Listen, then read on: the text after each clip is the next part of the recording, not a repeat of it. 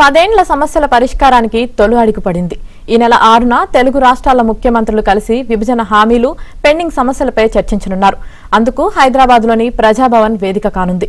ఈ సమావేశంపై సర్వత్రా ఉత్కంఠ నెలకొంది. రెండు రాష్ట్రాల మధ్య అపరిష్కృతంగా ఉన్న సమస్యలపై ఇద్దరు సీఎంలు చర్చించనున్నారు.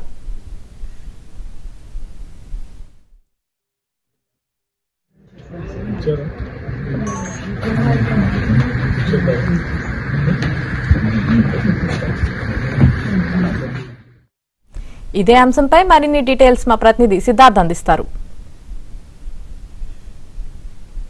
జూలై 6 రెండు తెలుగు రాష్ట్రాలలో ఒక బిగ్ డేగా చెప్పుకోవచ్చు. 10 ఏళ్ల పాటు పెండింగ్లో ఉన్నటువంటి విభజన హామీలను చర్చించడానికి రెండు రాష్ట్రాల ముఖ్యమంత్రులు భేటీగానున్నారు. దానికి ప్రజాభవన్ వేదికగానుంది. ప్రస్తుతం మనం ప్రజాభవన్ దగ్గర ఉన్నాం. ఇదే భవనంలో రెండు రాష్ట్రాలకు సంబంధించినటువంటి ముఖ్యమంత్రులు భేటీ అయ్యి విభజనకు సంబంధించినటువంటి అంశాలు, పెండింగ్లో ఉన్నటువంటి అంశాలు, రెండు రాష్ట్రాల మధ్యలో అపరిష్కృతంగా ఉన్నటువంటి అంశాలపైన చర్చించనున్నారు.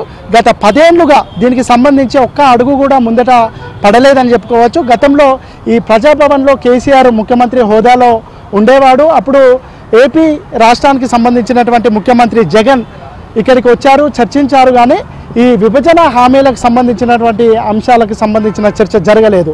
ఇక రెండు రాష్ట్రాలకు సంబంధించినటువంటి ఆనాటి ముఖ్యమంత్రులు ఎప్పుడు కలిసినా రాజకీయ చర్చలు తప్ప ప్రజలకు సంబంధించినటువంటి అంశాలు కానీ, ఈ పెండింగ్ అంశాలు కానీ చర్చకు రాలేదని రాజకీయ విశ్లేషకులు కూడా చెప్తా ఉన్నారు. ఇక 6వ తేదీన చంద్రబాబు నాయుడు, రేవంత్ రెడ్డి రెండు రాష్ట్రాల ముఖ్యమంత్రులు రెండు రాష్ట్రాల ప్రజల తరపున ఇదే వేదిక మీదకి వచ్చి ఇక్కడ దీనికి సంబంధించినటువంటి అంశాలను చర్చించబోతున్నారు. ఈ చర్చ ఒక శుభ పరిణామమని తెలంగాణకు సంబంధించినటువంటి రాజకీయ నాయకులు చెప్తా ఉన్నారు.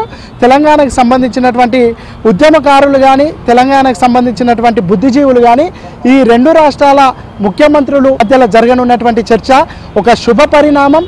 ఈ 10 ఏళ్లుగా పెండింగ్లో ఉన్నటువంటి సమస్యలన్నీ ఒక కొలిక్కి వచ్చే అవకాశం ఉందని ఆనందాన్ని వ్యక్తం చేస్తున్నారు. ముఖ్యంగా పబ్లిక్ రంగ సంస్థలకు సంబంధించినటువంటి ఆస్తుల పంపకం కానీ, నదీ జలాలకు సంబంధించినటువంటి అంశం కానీ, ఉద్యోగుల విభజన అంశాలపై ఒక పరిష్కార మార్గం దొరుకుతుందని ఇరు రాష్ట్రాలకు సంబంధించినటువంటి ప్రజలు భావిస్తూ ఉన్నారు.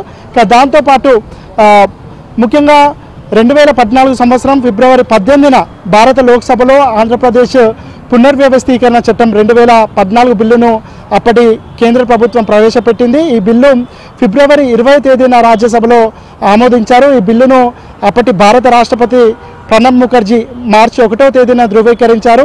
మార్చి 2న అధికారిక గెజిట్లో ప్రచురించారు. దీంతో ఈ చట్టం ప్రకారం 2014 జూన్ 2న తెలంగాణ ఆవిర్భవించింది. ఇక అప్పటి నుంచి ఉన్నటువంటి సమస్యలు ఆ విధంగానే పెండింగ్లోనే ఉన్నాయి. ఈ 10 సంవత్సరాల కాలంలో దీనికి సంబంధించినటువంటి అంశం తెర మీదకి రాలేదు. ఇక ఇప్పుడు మొన్న రీసెంట్గా చంద్రబాబు నాయుడు టు తెలంగాణ ముఖ్యమంత్రి రేవంత్ రెడ్డికి లెటర్ రాయడంతో దీనికి సంబంధించినటువంటి అంశం ఒక ఫస్ట్ స్టెప్ పడిందని చెప్పుకోవచ్చు. దానికి సానుకూలంగా స్పందించినటువంటి తెలంగాణ సీఎం రేవంత్ రెడ్డి కూడా ఇద్దరం కలిసి 6వ తారీఖు మధ్యాహ్నం ప్రజాభవన్లో ఈ అంశాలకు సంబంధించి చర్చిద్దామని రేవంత్ రెడ్డి కూడా తెలిపారు. ఇక అధికారులను కూడా ఇటు రెండు రాష్ట్రాలకు సంబంధించినటువంటి అధికారులను పెండింగ్ సమస్యలు ఏమున్నాయి, వాటిని ఏ విధంగా పరిష్కరించుకోవచ్చు అనే అంశానికి సంబంధించినటువంటి ఇన్పుట్స్ తీసుకుంటున్నారు. దాంతోపాటు ఈ వేదిక దానికి సంబంధించినటువంటి ఏర్పాట్లు ఏ విధంగా ఉండాలి, ఎలాంటి ఏర్పాట్లను చేయాలనే అంశానికి సంబంధించి కూడా ప్రభుత్వం అధికారులకు సలహాలు సూచనలు ఇస్తున్నటువంటి సిచ్యువేషన్ ఉంది. ఇదే వేదిక మీద 6వ తారీఖు మధ్యాహ్నం రెండు రాష్ట్రాలకు సంబంధించినటువంటి ముఖ్యమంత్రులు కలిసి మాట్లాడుకొని ఒక కంక్లూజన్కి వచ్చే అవకాశం ఉంది. Over to studio.